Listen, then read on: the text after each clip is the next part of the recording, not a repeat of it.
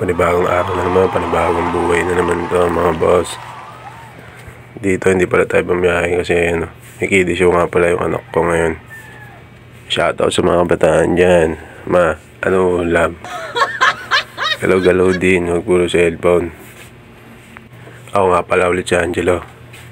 Wow! Puporma muna pala tayo, hindi muna pala tayo babiyahe. Bibihis na pala kami dyan. Nagmamadali na rin kami kasi nung oras na baka masaraduhan kami, hindi kami makapasok. Sayang yung entrance namin dyan. 700 pa naman. Kawawa. Oh, no! Kaya tara, samahan nyo kami. Yes! Sa kiddie show ng anak ko.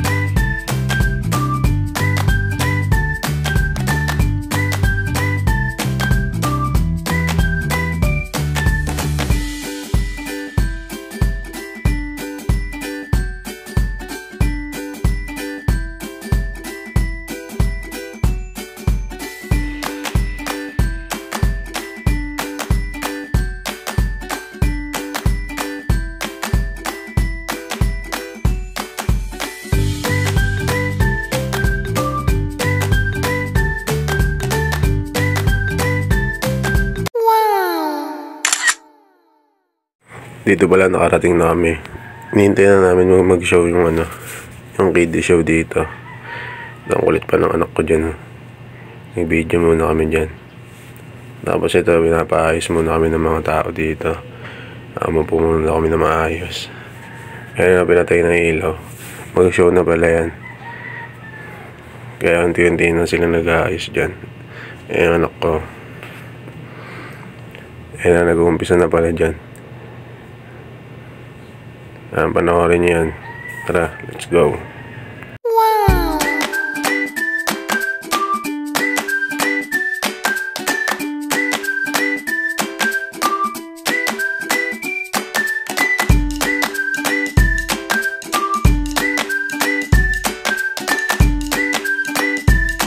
Naalala ko dati yung mga ganyan, no? Sumasayaw rin kami sa stage.